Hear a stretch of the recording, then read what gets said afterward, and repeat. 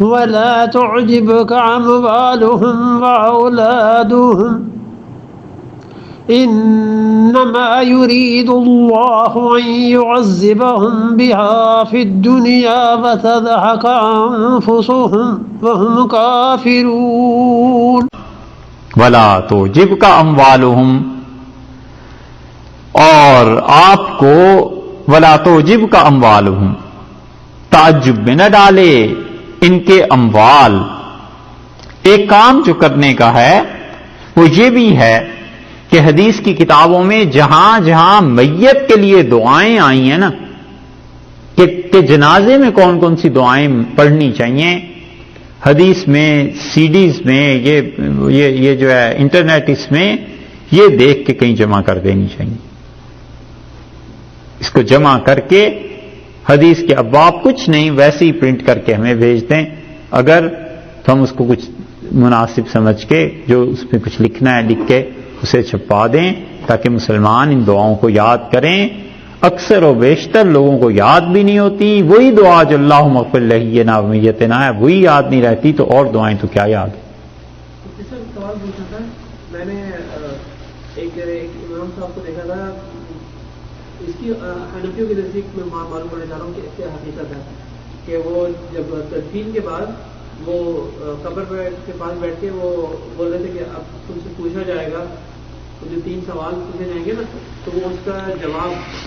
تلقین اسے کہتے ہیں، تلقین بول رہے ہیں، اسے تلقین کہتے ہیں، اور اہل تشیع جو ہیں فقہ جعفریہ کے وہ تو ایسے تلقین کرتے ہیں کہ اب تم سے یہ پوچھا جائے گا اور یہ پوچھا جائے گا اور 12 اماموں کے متعلق سوال ہوگا، اور یہ مطلقاً تلقین ثابت ہے۔ اور یہ جو ہے نا دو رکوع پڑھنا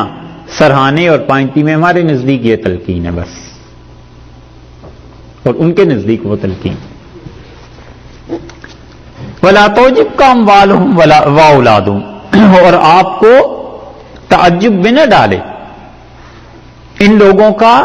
کیا چیز، ان کے مال اور اولاد کا ہونا۔ اموال زیادہ ہیں، اسی طرح ان لوگوں کی اولادیں ہیں، یہ چیزیں تعجب نہ کیجیے۔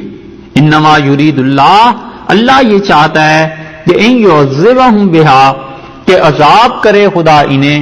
ان چیزوں کے ذریعے سے، پھر دنیا کی زندگی میں۔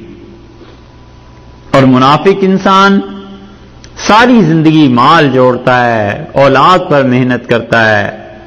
اور خدا سے تعلق بنا ہوا نہیں ہوتا، یہی مال اس کے کام نہیں آتا، اور یہی اولاد آخر اٹھ کے جوتے مارنے لگتی ہے۔ اللہ نے فرمایا ہے کہ آپ بالکل ان چیزوں میں تعجب میں نہ آئیں۔ اللہ تعالیٰ کا خیال، ارادہ یہ ہے کہ خدا انہیں عذاب دے گا اس دنیا میں، وَتَزْهَقَ أَنفُسُهُمْ، اور ان کی جان نکلے اس حال میں، وَهُمْ کافرون، یہ لوگ کافر زندگی بھر انہی چیزوں میں الجھے رہیں حتیٰ کہ موت آ جائے اور کفر پہ موت آ جائے، کیونکہ ان کی حرکتیں ایسی ہیں۔